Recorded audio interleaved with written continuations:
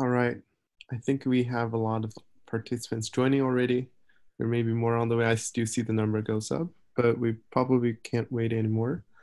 Um, so hello, everybody. I'm Jare. I am today's host for Dashu's Journal Club. We're very honored to have Dr. Bing Yu joining us this session. So before jumping down to the introduction, which I totally can't wait to do, I'm going to give a few minutes, like one or two, to go over the quick introduction of Dashu, because I believe many of you who have just joined as new members may be curious about who we are and what we do. So, all right, Dashu is a 501c nonprofit organization founded about 4 years ago in the United States. We're dedicated to establish and provide a virtual community for all of those who are interested in data science, including those trainees about to be, and many scientists from the academia and industry. And we hope by building this community, we can help you exchange ideas and help each other. We do organize a lot of events, including our monthly free journal club.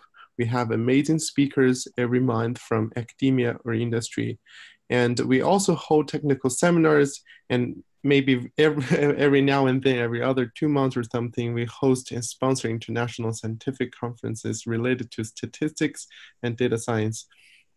So we are always seeking members to join, to have you sharing your great ideas. And our administrative cost is very low. All of the funding goes to serve the community. And the most important thing is joining our member is free. If you have any questions or any great suggestions, don't hesitate to reach out through our email, or if you use any of those social media, don't forget to follow us and subscribe our YouTube channel. For next year, we still have a lot of available slots for speakers to join. So if you have any great recommendations of leading scientists from academia or industry, definitely reach out to us or refer them. We were going to contact them. And also we're looking for sponsors, and because without your help, we couldn't be successfully running for so far. All of the previous recording and slide decks are freely available with the permission from the speaker at our official website, dashu.organization. And also don't forget to subscribe our YouTube channel if you happen to miss one of those amazing talks of the previous events. You can search Dashu on YouTube and take a look at the previous videos. Sorry, I'm gonna stop the video for somebody. All right, coming down to today's speaker and topic, like I said, we are very honored. It's been a great privilege for us to have invited Dr. Bing Yu from UC Berkeley joining us, given this, I believe, is going to be an amazing speech for today. We do have a full house, although we're virtual, but we do have a full house today. So far, I can tell this speech is going to be the most popular event so far for the year. I still see we have growing numbers of participants right now. So let me quickly introduce Dr. Yu. I definitely don't want to spend too much time. Dr. Yu is a professor from UC Berkeley, and she was a former chair of statistics in there and a current member of US National Academy of Science and fellow with AAS. I don't want to go through all of these endless titles because I do believe the great achievements of the research speaks for herself. Dr. Yu is a leading pioneer in the community of machine learning and the causal inference in the statistical world. And her research definitely directs and reshapes how we apply statistics and machine learning to solve some real world interdisciplinary problems. And we're going to actually hear more about some hands-on examples such as genomics or neuroscience from Dr. Yu, how we can leverage the 3 principles of data science to solve those kind of problems. As a computational biologist myself, and probably like many data science in the audience, when we write papers or proposals, and very often it's very possible for us to have cited paper from Dr. Yu 1 or 2. So before I hand over the microphone to Dr. Yu, I'm gonna remind everybody in the audience, we do have a question and answer session towards the end. I would encourage everybody try to use the chat box of Zoom and type your questions, maybe during the seminar or around the ending of the seminar, and type your questions. I will pick several questions because I anticipate there's going to be a lot of questions for Dr. Yu.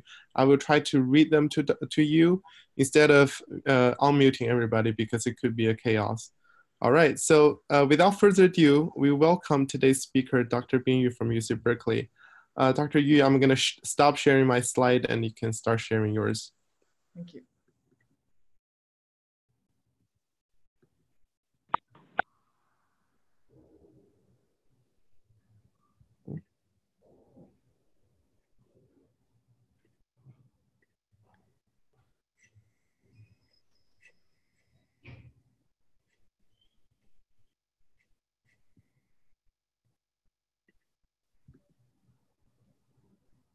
I'm having a problem finding the slides. So when you hit share, you could hit like share your desktop or PowerPoint.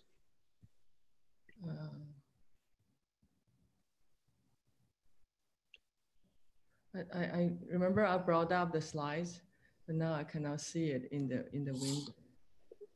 window. Sorry.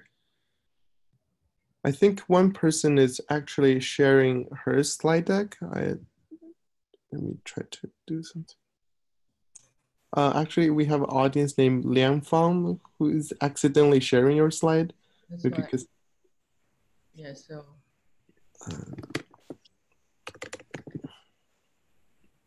Yes. That's why I cannot share.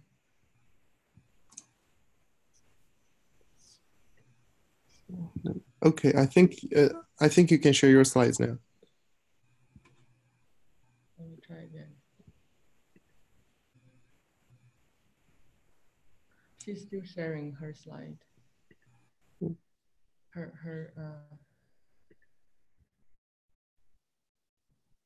don't know why I don't see my slides. Last time when we tried, I saw it, but now I don't see it. Do you see your, when you hit share, do you see your PowerPoints?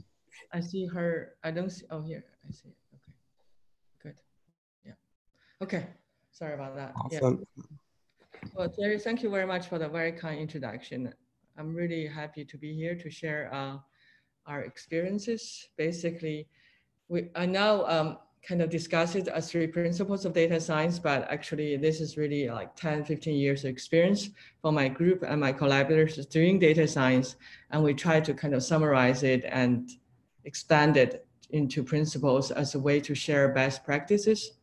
And I'll be really interested in seeing the participants try out some of the conceptual work and give us feedback about what worked, what doesn't work. And I don't believe everything will work all the time, but there are some things that work more often than others. So in this spirit, and that's why I'm trying to publicize this 3 principle data science.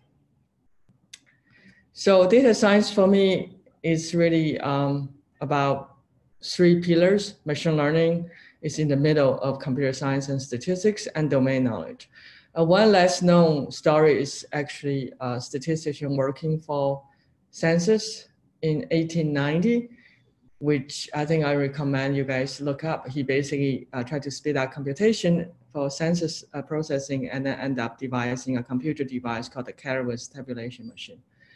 So the point is that actually statistics in the most basic sense of census data had driven 100 years ago computing devices. And so for some reason, computer science statistics kind of went separate ways, and statistics became quite mathematical, even started with solving problems. And now we're coming back to solve problems together. So I really think that it's a great time for statistics. It's a great opportunity, but also we have to take the opportunities and rise up to the occasion. Reliable, responsible data-driven decisions are really necessary, including in AI. And here I have example mostly from biomedicine. And statistics or machine learning. For me, machine learning is part of statistics. And I have a problem. Okay, that's better. Yeah. Predictive modeling, which has been proven empirically, it's everywhere, right? Especially by medical research, risk scores, banking, industry, basic science research, and now really it's really the backbone of AI. Now I can now move my slide. Okay, for me, I mean, I have a problem here with all these windows of people. How do I hide that? So you can actually, there's a 3 dot on the upper right corners. You could just stop video. Hide. So I would kindly ask all of the audience, if you start sharing your screen, you should stop doing that. Yeah, because otherwise I cannot see my own, I cannot see the entire slides. Okay, this is better. Okay, sorry about that. So for me, the starting point is actually this reconstruction project with Jay Galant's lab, and we end up in Time Magazine 2011. And that was the beginning of my path down to PCS. Oh gosh, this is.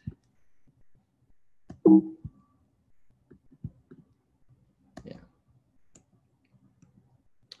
So the movie, I think I've shown many times in different talks, is that really try to reconstruct the movie with a very accurate, I would say, featurization, we call it, based on neuroscience to the Gabor domain, and then do something like linear regression, like lasso.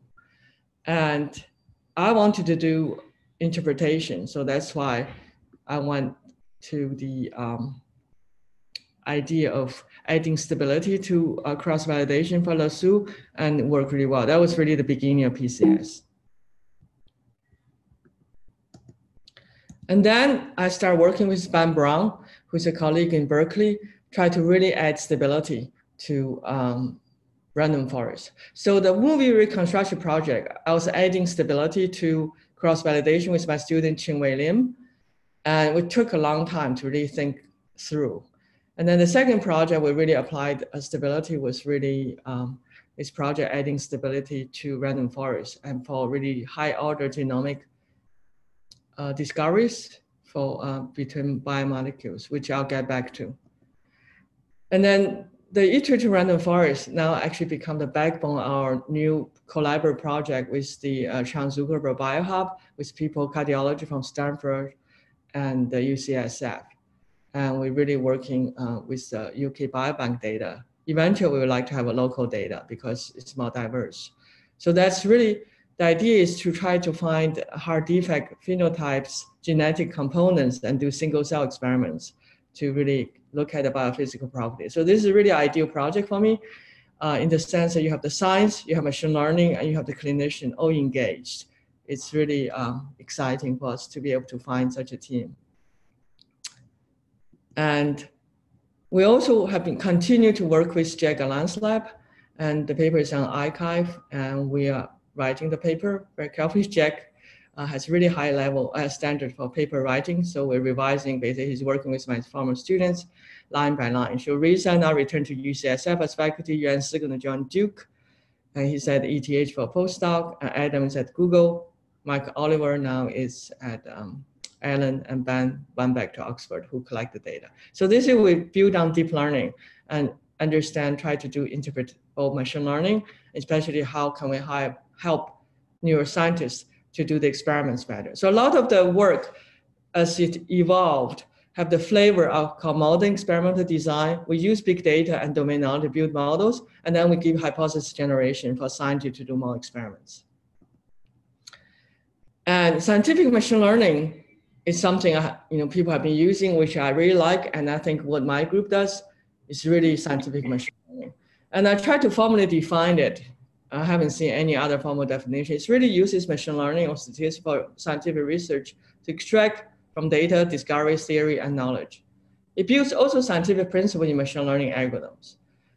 What I mean is it's not just, qualitative, that's great, but also I like to push us to really build scientific process and principles I will call into the analytical fibers of machine learning and statistical algorithms. So at the analytical level, we take advantage of scientific knowledge, not just kind of qualitative, which is a good start. And we like to iterate between the two steps, and scientific machine learning has a higher bar. We have to subject ourselves to the scientific standard of the domain. And how to achieve that? I think it's very important to bring in how we work. Nothing happens in a vacuum. It's all about people. So the way we work is I embed my students and postdocs on site in the wet lab. So we work very, very closely with scientists, and to spend time in the lab. They all try to get they all get a desk in the collaborative group. And we really try to build a team brain, because the complex problem we face today is not solvable by any single individual anymore, definitely not one field. So we really have to have good communication skills so that we can tap into each other's knowledge and form a team brain to solve complex problems. And then we generalize. So we solve particular problems. So this is very different from, I think, a lot of time practice in statistics. People dream up new methods in more or less out of context.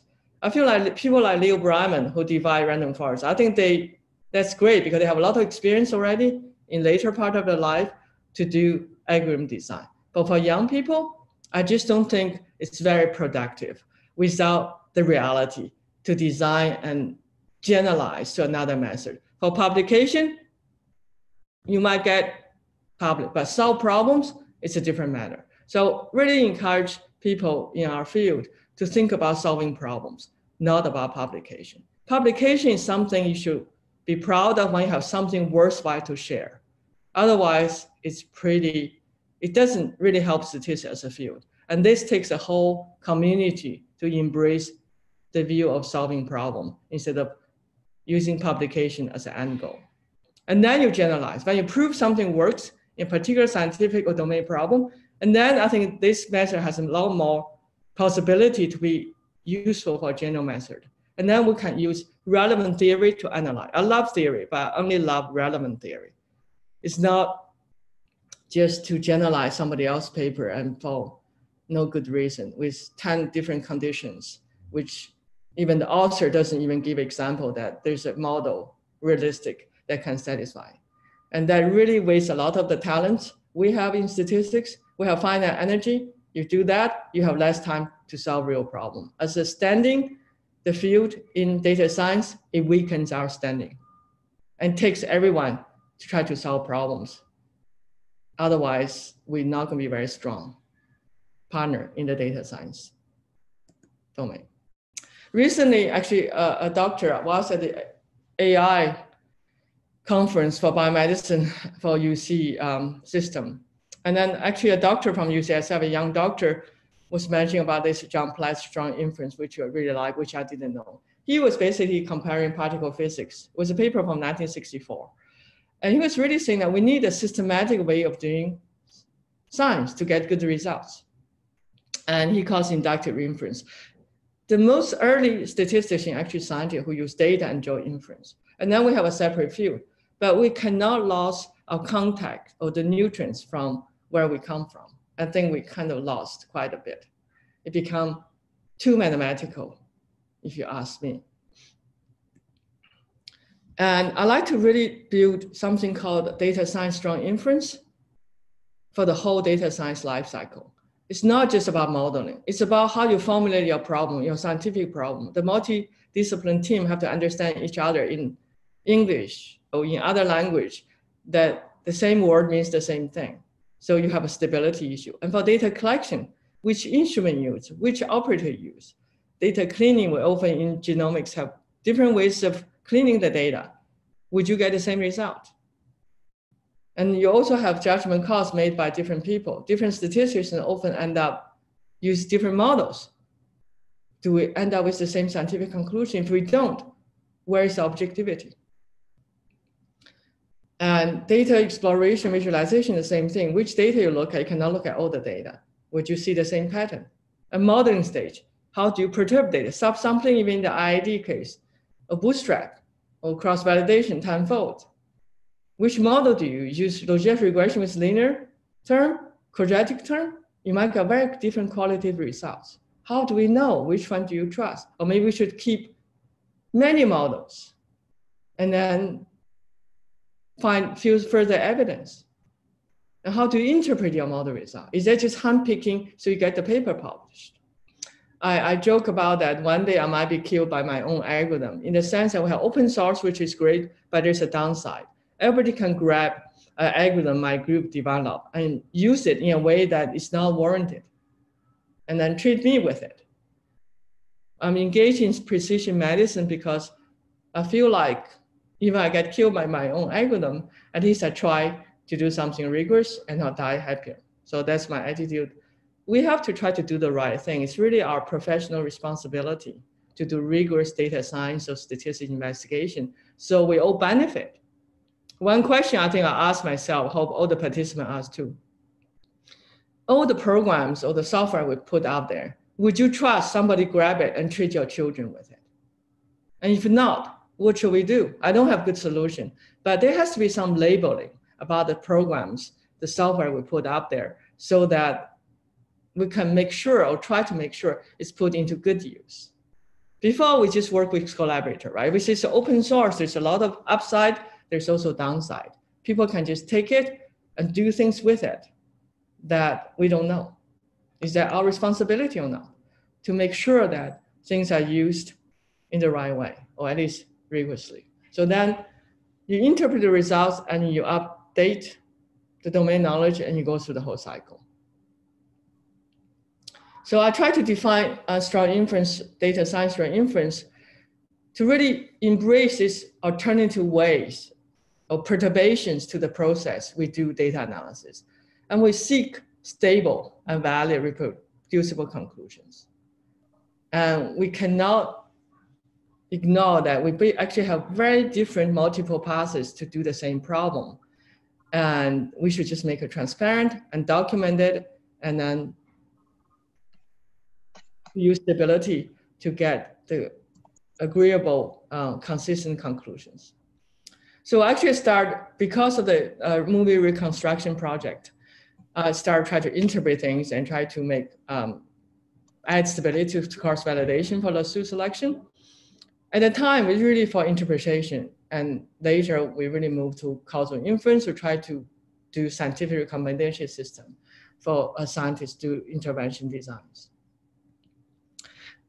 Stability is actually very fundamental for statistics, but it only makes sense after reality check through predictability or more. Right, constant is very, very stable. I think most of us are not going to fit a constant to our data.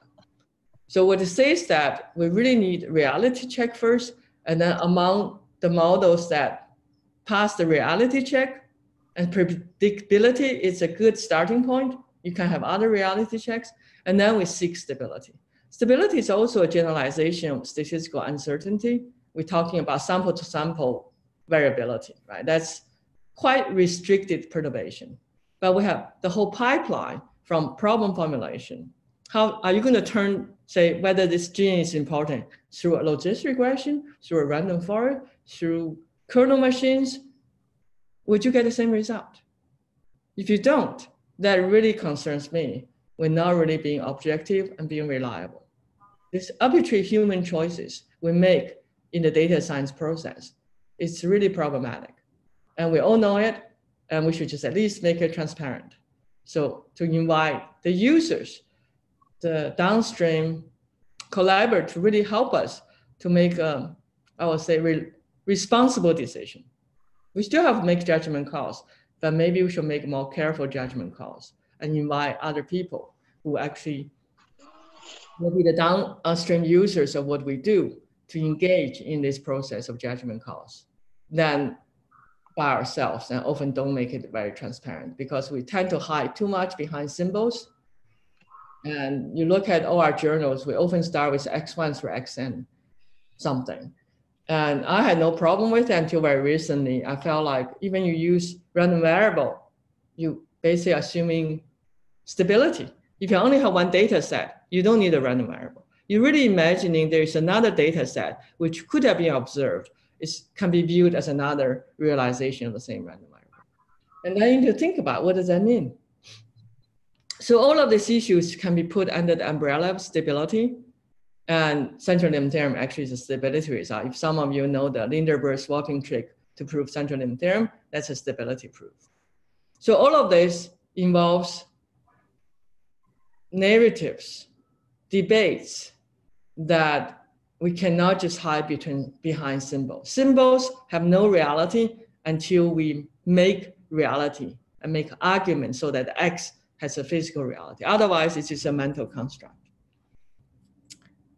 And all this perturbation were more useful under the ID case.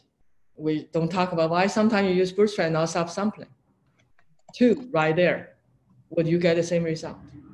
And Bryman really likes to add small noise to data. And that's a good test. If you add a tiny bit of Gaussian noise, your method breaks, that's problematic. If your method passes that, it doesn't mean it's a great method, but that's a conservative test you should do.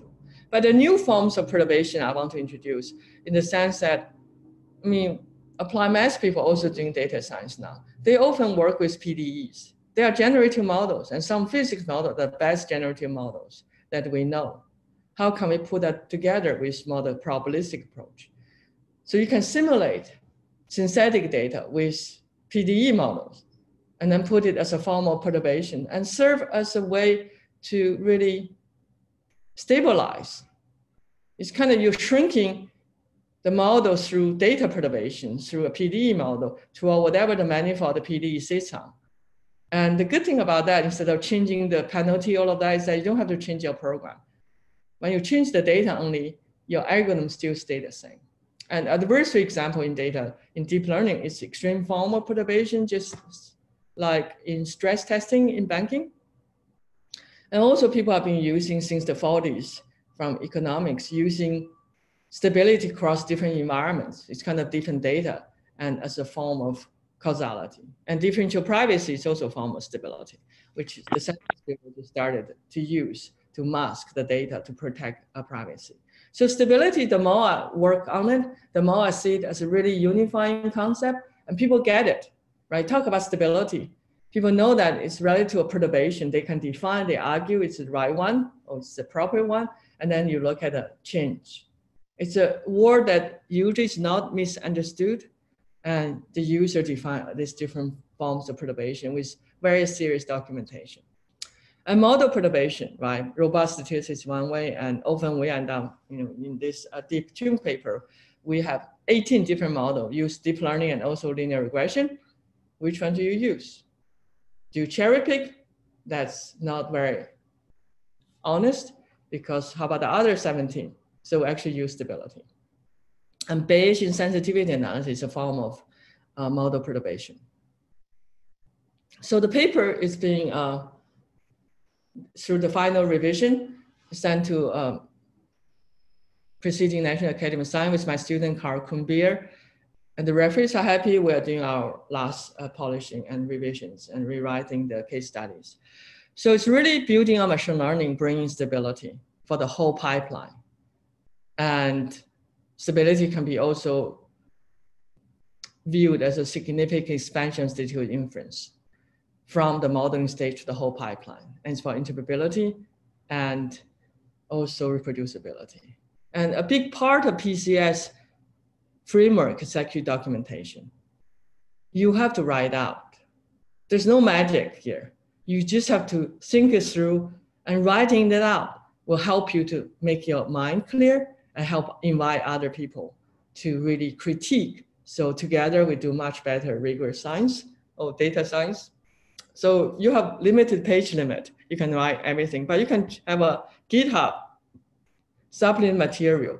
It's a combination of narratives and codes to explain assumptions and justify judgment call. Sometimes you still do, your data is dependent, you still treat it as IID. You can say that that's the best, I know how to do it. That's useful information to write it down. And say, look at that, it's useful. Even I made a wrong assumption, but it's useful. And I like to also point out that we're also pushing predictability further from machine learning, because we're now using predictability as kind of goodness of fit for inference. And also we want to look at local prediction, not just global prediction like average accuracies. And for computability, also we're pushing, expanding the computability. It's not just about scalable, fast algorithms and database computability. It's also about, we want to bring in serious computer simulation models to our development of methods. So iterative random forest, we really benefited. We simulated a lot of biological driven Boolean type of models to help us design algorithm. I think the very statistical paper often use simulations. It's just not taking the full advantage. We usually prove a theorem and then we find a condition, the theorem condition satisfied, and we show simulations seem to work. That's not bad, but we should really simulate when the assumptions are not satisfied and see how brittle or robust your method is. It's like, show us. I would love to see a new method. Say that's the situation. This method actually doesn't work, because I don't believe everything works all the time. So by default, something's going to break under certain circumstances. I think it would be healthy for us to write it out and say, this is the situation that this new proposed method actually doesn't work. And that's expected, instead of only present a positive case. Most of the papers, to be honest, published in a lot of journals, I feel so incomplete. I cannot build my group's work on it because there's not enough evidence for me to trust, even in the top journals. And that's a problem, because we cannot leverage each other's work, and we all become less because we cannot build on each other's work. And generative model is still very important. I would love to have a generative model, to use Leo Brahman's, like two cultures. But when the generative model have no reality check, it's just an illusion. I don't want to use it. I'd rather use algorithmic driven approach, because actually I know exactly what's being fed. The good thing about generative model, if it came from science, you already building a lot of quality knowledge in there. But when it's not, you still have to solve the computation problem. Then why don't you just take the direct computational approach then? When the stochastic approach is actually just a first step for some algorithm approach. When the likelihood doesn't make sense, there's no domain knowledge to build it for convenience, I'd rather go directly computational. And as I said before, the trustworthy generative models can also be used as a synthetic data, as a different form of regularization to add stability. And the documentation is a really integral part of the PCS framework. Here I try to say that the Golden Bay Bridge. The models are our mental construct. It's just like a thought in symbols. It doesn't have to correspond to reality until you establish the link yourself, either through domain knowledge or through data analysis, both narrative and data results. And then you can link to reality. And not every symbol has a meaning. Not every derivations to the third order will have a reality. We might, but you have to do the work to establish that. So I have this Golden Gate Bridge. Is there a bridge there or not? You assume there is, but maybe not. Maybe this is when the bridge was just being built. It's in the fog. So it's your job to establish there's a bridge from your model to reality. Otherwise, our house is not on solid foundation. Just ask yourself the question. Now with statistics, machine learning going to precision medicine, do we trust what we put out there to be used to treat our own children? And if not, then why we still doing that? This is just a case study show that we try to explain why we do certain way of data perturbation. We took some blocks for some enhancer data or DNA, and then you also have code. We're kind of rewriting this part now for the PCS framework. That's why we haven't finished the paper. And people keep asking I mean, I've been actually, this work really benefited my giving talks on this topic for the last 3 years and getting a lot of feedback from the audience and colleagues. And just for the paper, we have 3 formal referees. I have another 15 or 20 people give me informal comments. So it's really kind of nicely vetted by the community. And for data perturbations, people say that, yeah, there's infinite possible ways to do models and perturbations. But if you apply at the same time to stability principle, if you try too many things, then you end up with nothing. So this is a deterrent for you to try too many things and encourage you to be carefully choose what are the appropriate perturbations and models to use instead of, oh, try everything and do cherry picking. Just, you have to argue why you choose this perturbation. If you don't want to think, then you apply to stability principle, you will end up with nothing because nothing will be consistent across the different perturbation, different models. And you have to document why these perturbations are appropriate. You can use judgment calls, domain knowledge, but you need to write a paragraph or two to say why. And this helps you to think clearly and make transparency, make the process more transparent, and invite other people to critique you. And together we reach much better, I would say, a process of doing data science. So my group has also moved towards a causal inference. It was the motivation from the movie construction project. I want to understand why certain features drive certain voxels. So the idea is that if you have causality, you usually have predictability, but you also have stability.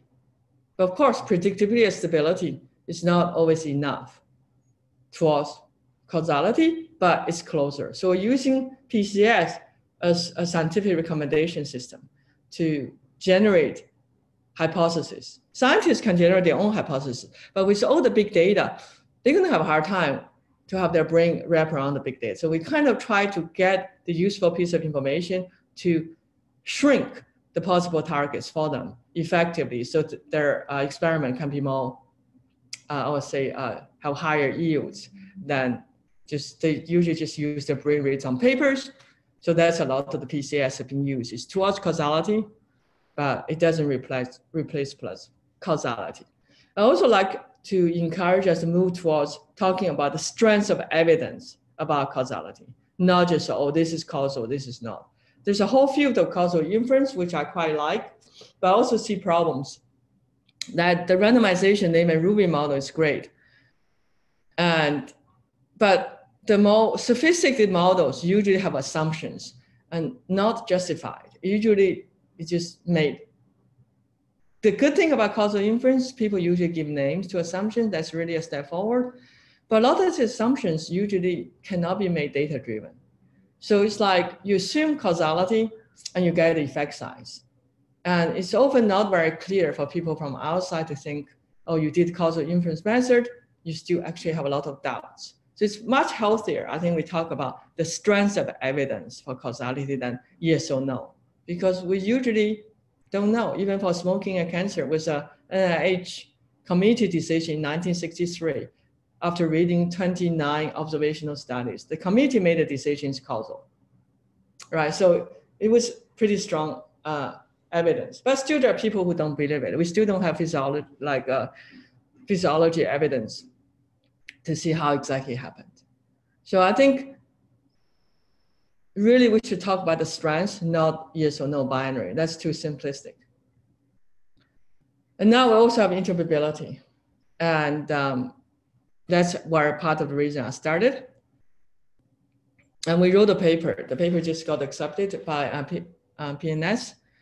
And we tried to make a definition for interpret machine learning. So we can move the field forward. When we talk about interpret machine learning, we know what it means. We have to define relative audience and the chosen problem. Otherwise, we cannot define interpretation because it depends on who you're talking to. So we call the PDR framework. We use predictive accuracy for reality check.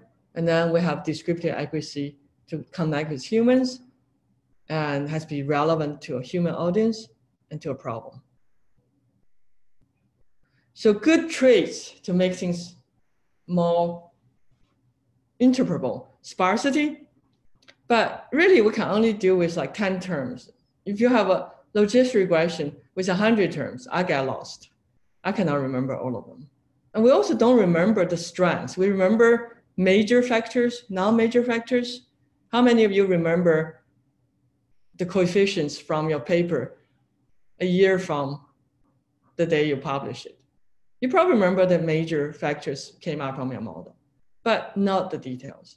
Also important is simulatability. Can a doctor really simulate the prediction process? Decision tree is great, but again, you have 10 tree with 10 layers. I don't think you can remember, maybe a couple. So simple decision tree, simple sparse models are interpretable. And modularity is always useful. You can decompose your model into different bits. Like deep learning is complex, but it's decomposable. Some of the recent work from applied mathematicians by Ron DeWar and also other people. When I talked to Ron, we were giving talk in the same meeting. He talked after me. He said actually they use this modularity in their proof. So decomposability is not just useful for interpretation, it's also useful for mathematical proofs. And we can use domain knowledge to do feature engineering, or can use model-based feature engineering and then come up with features later become domain knowledge. So there's an interaction there. And we have more examples in the paper to illustrate not just our own work, other people's work, good, what we call interpretable machine learning results. So the PCS, we're just beginning to do inference. It's still very beginning, but already have promising results in the sense that really bringing prediction screening, I would say reality screening in general. We're writing a follow-up paper on inference.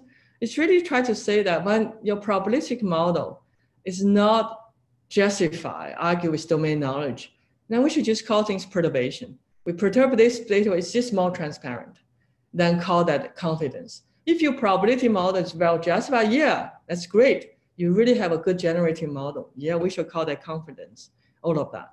But most of the time, what I see, we don't have that.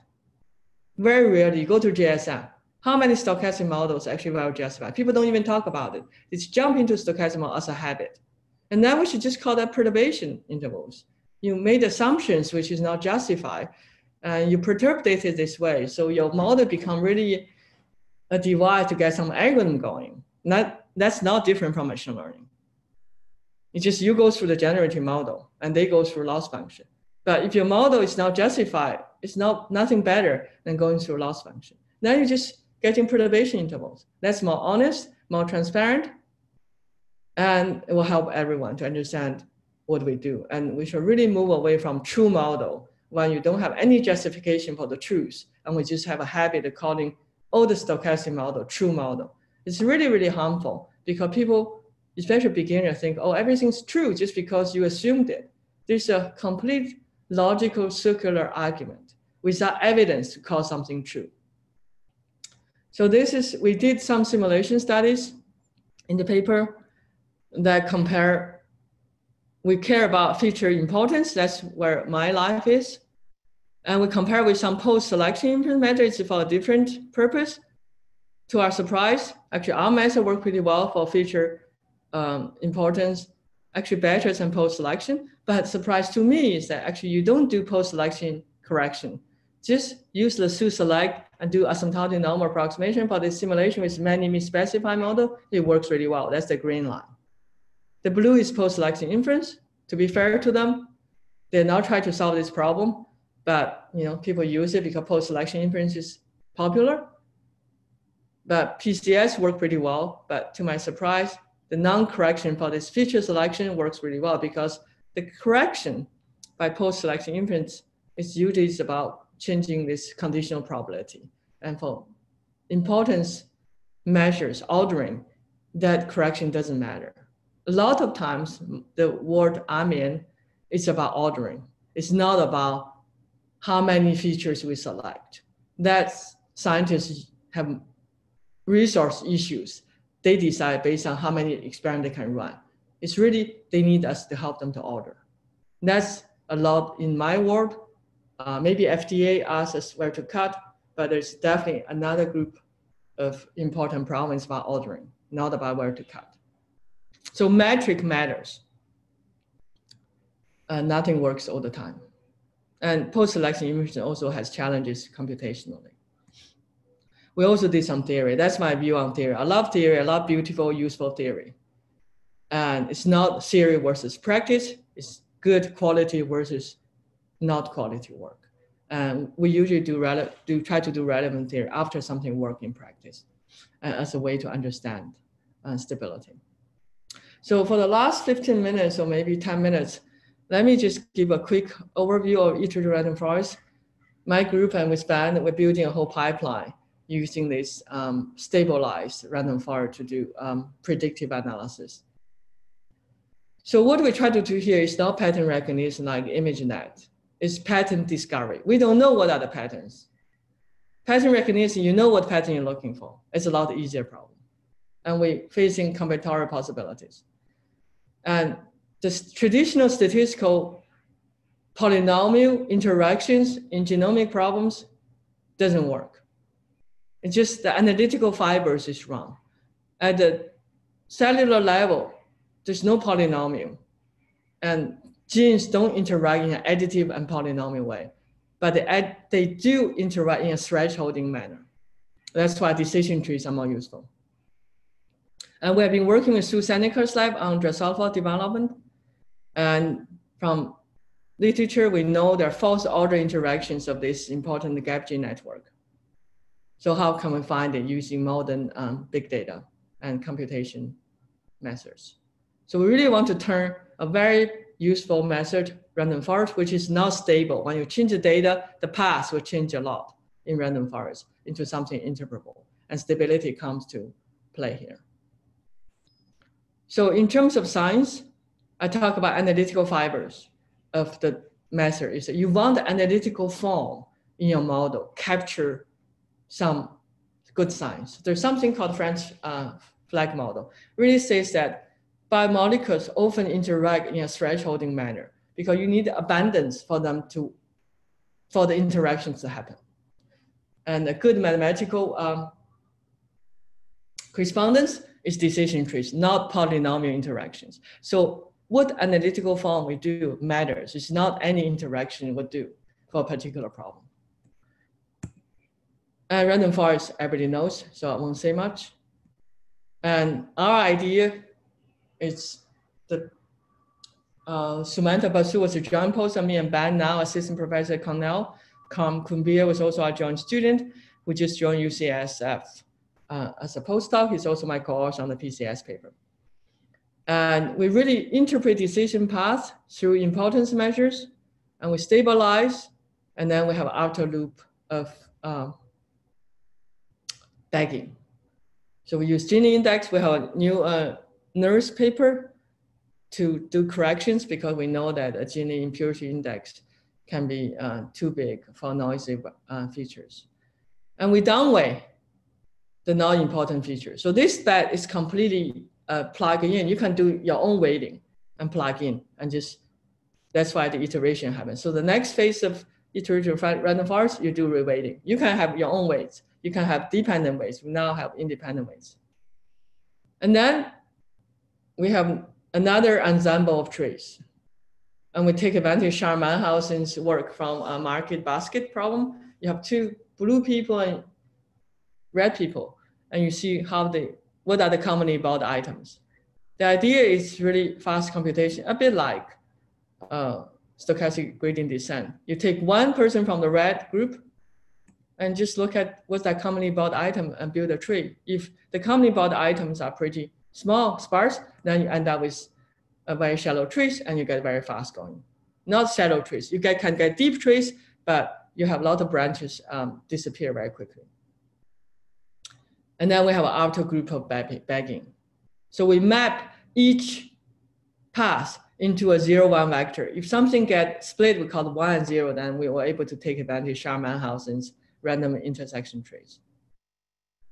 And we have a new version. It's not just about get split or not. It's a positive split for X1 or not. So we have a assigned RF. Okay, the computation is quite fast. I rather to get questions. So let me just say that it worked really well for Drosophila problem to start with. We did tons of simulations. And for the 20 supervised, 20 pairwise interactions, we look at the literature, actually 80% already proven over the last 20 years that we got it right. And the fall we discovered, we think probably there's something there, at least for 2 of them. Okay, so this is BioHub. Let me just go to the papers on the archive, and the software are there. And I want to bring your attention to this a new ASF report I was quite engaged with, really saying statistics has to focus on practice. And I think the community of trained child will work. We cannot just have people, math has to be grounded, has to have a meaning. And the logic box has to go before the mathematics box. Mathematics can be too refined and has no reality. We have to stop before that. And we need people who work on multi-methods, not just I only do method, and that's what I do. That doesn't solve problems. We need to understand different methods and develop new method for new problem, at least choose the right one for a particular problem. And we need communication and interpersonal skills, and the group really works very well instead of the star-shaped traditional one advisor work with many students and students don't communicate. And we need to write fewer and high quality papers. Otherwise, very hard to build on each other's work. And for young people, I would say that for long-term intellectual development, write too many papers too quickly, it's just like a runner. You're having too easy laps. You're not going to become the best runner as you can if you don't work hard for each lap. It's the same thing for papers. You might do decent work, but you won't achieve your intellectual potential if you just do a lot of quick, easy papers that you know you're not challenging yourself. So this is a plea to young people. At least save 30% or 20% of time. Do something you're really proud of, not because you have to publish. So I get to build on your work. I would love that. My group, we do quality research, which is often slow. Our papers take 3 or 4 years, especially scientific collaborations. And we're writing a book with my student, Rebecca, try to build on a course I taught at Berkeley for 10 years, applied statistics. We use the PCS and the 3-rim to detect reality, not detect, to contact reality with the algorithms, and hope to finish next spring. All the publishers are very enthusiastic about this approach. We want to have a free online version too, where you can do data analysis. And we're really great doing data science in Berkeley. We have huge classes, connect the 3 components, and I was on the team do data 8. We just hired Jennifer Chase to lead us as a new associate provost of data science. And questions? Thank you.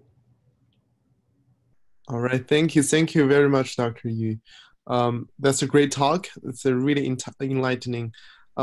We're sort of short on time, but I would love to quickly maybe highlight several questions from the audience. So Ethan asked a super technical question about genetic epidemiology. Maybe you could later reach out to Dr. Yu. So Yuqing Zhang from the audience, she asked a very broad and philosophical question. So for those who work in industry, how can we best balance the pursuit for rigorous data science following PCS with the limited amount of time and resources and the urgent need to take action? How can we really balance that? This is a very challenging question. I do have the luxury of have more research. I would think is that it's really, you have to get your unit embrace quality research, because I think in the long run for any company, if you do quality research, will benefit the customer, your reputation better than do quick. So it's really convince your management, at least have some project you take a little slower path and to see the result. You need a few years maybe see that. So it's really convinced it's a culture change. Sometimes it's just a fire, you just have to put it out. But it's not like every day we have fire. So I'm really saying just move this direction, take small steps. I mean, nothing like this. I mean, it took me 15 years to get where I am. So just be patient But when you see opportunity, make a push in this direction. And in the long run, in a few years, you're going to be surprised how far you have moved. I hope that's practical. And also get allies in your work unit to say that we want to be responsible to our customers. And when you do quality research, in the long run, actually saves you time because you have good quality information learned instead of everything's quick and like a quicksand. But you do need patience. You do need people embrace. Just make quality a little higher priority when you compete with time. And also be smart, right? So good judgment calls is always very important. That's hard too. It's like sometimes there's certain things you can afford to go fast, but others you just absolutely cannot. And you should identify that. For that, you should just hold your ground. I hope that's helpful. Thank you very much for your answering. So we have another question and a comment. I just realized from the audience we have Dr. Yihui Xie, who is actually going to be our next speaker in November. I will welcome Dr. Yu if you can join us. He has commented that he said, I really like Dr. Yu's question and analogy. Do we want our children to be treated by medicine developed based on our own statistical methods of modeling? If not, why are we working on these methods? And Dr. Xie said he is a software engineer. He often asks himself a similar question, do I want to use my own software? Does my software help myself at all? So thank you very much for the comment. I think we still have time for one more question, so I'm going to read Jiang Han's question. I think it's relatively more technical. So her question is, for stability, Dr. Yu, would you expect the same feature set to work similarly well under different types of prediction models? And what are you going to do if it doesn't? Well, this is what I try to say is that it's a translation, right? I would like to say that if they don't agree, then you really have to go back to the drawing board, see which model you try. And if you cannot really distinguish with outside knowledge or domain knowledge, then you should only interpret the part that they agree. Either you say that random forest, that's the argument I'm making. I'm not running a logistic regression. I'm making the argument that for important measure, I trust random forest because the decision tree match the biology, thresholding behavior, right? So that's why I'm going to trust the important measure more in random forest than logistic regression. But brought in outside knowledge or domain knowledge. But when you don't, another problem we're doing with some clinical trial that I just don't trust the logistic regression because it seems to be too global. Unless you really can justify the analytical form, then I'd rather go non-parametric these days. But you might have domain knowledge saying that this just captures, and then you should write it up. But when you don't have prior knowledge to differentiate the different approaches, then I think you should just take only the ones that are stable. Otherwise, you basically just making arbitrary choices. Yeah, this is very fundamental question. Yeah. That's my view on it. Either bring a good argument to say, that's why I go random forest, that's what I made. Oh, you should only take the ones logistic regression and random forest give you the same answer. See. Oh, you say, I don't like logistic regression, that's the argument, yeah, another problem I'm making. It's too global, and I don't believe this is global trend, which share the same coefficient through logistic regression. So I like non-parametric, but kernel regression and random forest, they're both kind of local. Then maybe you should take stability on that. So you need to understand the method, what it captures in data, and match with what you want, and write a paragraph about it. I mean, PCS is hard work. It's no magical. But good work is just hard work. There's no way getting around it. But we can share best practices. So that's what I'm trying to do. So we all save time collectively. If you have a path, a systematic way, like what strong inference works, then I think more people should practice using this particular process. Okay, thank you. I hope that answers most of your question, Jianghan. So thank you very much, Dr. Yu, for coming to our session. Like I said, it's a great honor. We still have several more real questions like in the audience, and one of the questions, would we share the slide decks online? Yes, for many of you who joined maybe later during this session, we have about 300 people joining, by the way, today. If you joined late, if you want to check out the previous slide decks, definitely check out our YouTube channel and our Dashu official. We're going to upload the recordings like later. So I want to thank Dr. Yu again for taking your time. You must be very busy. Today is a very successful session. I'm sure the audience learned a lot. I hope we have future collaboration opportunities with Dashu and you. So I'm going to end this session. Thank you very much. Thank you very much for coming to our session. Thank you. I enjoyed it too. Thank you. Thank you. Bye-bye. Bye-bye.